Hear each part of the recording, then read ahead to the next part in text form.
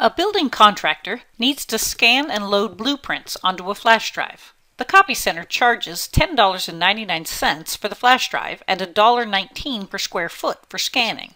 If the contractor needs to scan 5 blueprints at 6 square feet per print, what will the total cost be?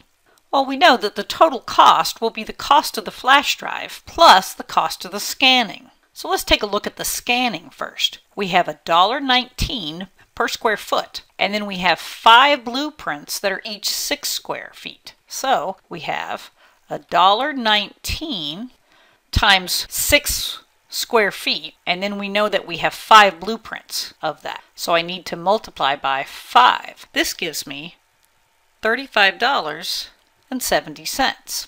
So going back over here, looking at our total cost then, we have the flash drive, which was $10.99, plus the cost of the scanning, which is $35.70. Adding these, we get $46.69. Therefore, the total cost is $46.69.